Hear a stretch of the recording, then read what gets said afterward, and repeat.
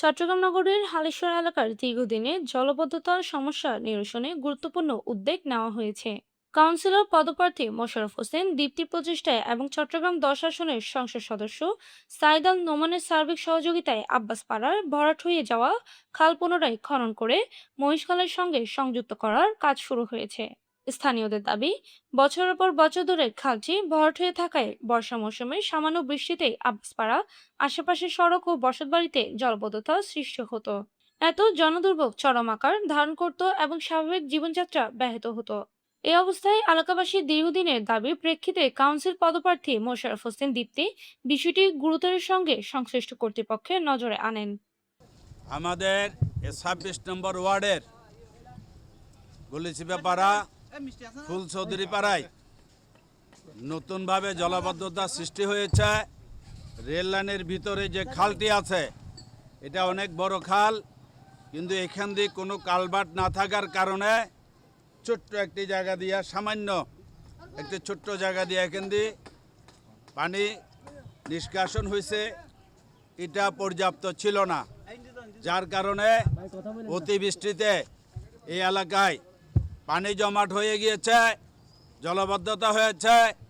ফুলচৌধুরী পাড়া, গলিচিপা পাড়া এবং সিফাতলা এলাকায় মানুষজন অনেক পানিবন্দী হয়ে কষ্টে ছিল।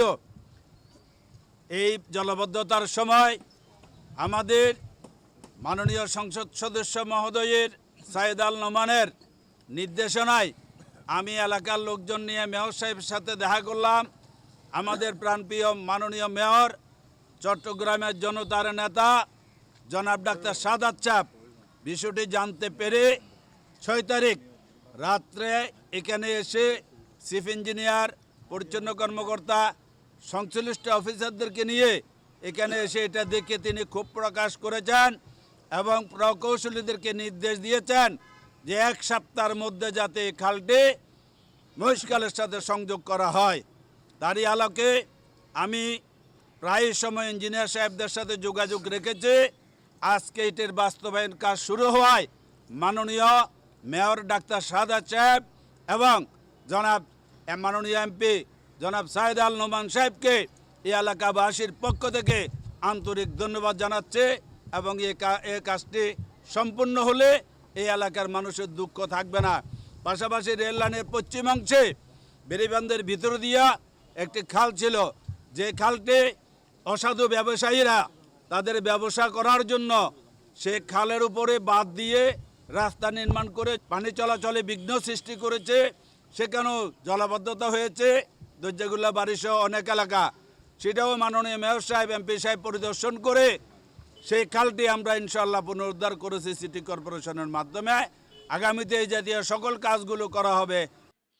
পরবর্তীতে চট্টগ্রাম 10 আসনের সংসদ সদস্য সাইদ আল নোমানের সার্বিক সহযোগিতায় ভরাট হয়ে যাওয়া খালটি পুনরুদ্ধার করে মহিষখালের সঙ্গে সংযুক্ত করার উদ্যোগ বাস্তবায়ন শুরু হয়। স্থানীয় বাসিন্দারা জানান, খালটির সঙ্গে মহিষখালের সংযোগ সম্পন্ন হলে বৃষ্টির পানি দ্রুত নিষ্কাশনের সুযোগ তৈরি হবে। স্থানীয় বাসিন্দারা জানান, খালটির সঙ্গে মহিষখালের সংযোগ সম্পন্ন হলে বৃষ্টির পানি দ্রুত নিষ্কাশনের সুযোগ তৈরি হবে। ফলে হালিশহরের আব্বাসপাড়া ও আশেপাশের এলাকায় জলাবদ্ধতা অনেকাংশে কমে আসবে বলে তারা আশা করছেন। এটা আমাদের আসলে দীর্ঘদিনের সমস্যা। তো আমরা আজকে প্রায় উত্তর হালিশহর বলেছি, ওরা ফুলচৌধুরী পাড়া দীর্ঘদিনের সমস্যা, পানি নিষ্কাশনের ব্যবস্থা ছিল না। এখন এই কালভার্টটা আপনার ছিল না, হ্যাঁ, যার কারণে জলাবদ্ধতা হচ্ছে। যার কারণে আমাদেরকে বা আমাদের লোকাল এমপি মহোদয় সাইদ আল নোমান ভাই এবং ডাক্তার সাদাত ভাইয়ের তাৎক্ষণিক পদক্ষেপ এবং মোশাররফ হোসেন ডিপটি ভাইয়ের নেতৃত্বে আমরা এটা কালভার্ট করার জন্য পদক্ষেপ নিয়েছি এবং চিফ ইঞ্জিনিয়ারকে নির্দেশনা দিয়েছেন যাতে দ্রুত কালভার্টটা করে এলাকার মানুষের সমস্যা যাতে নিরসন হয়।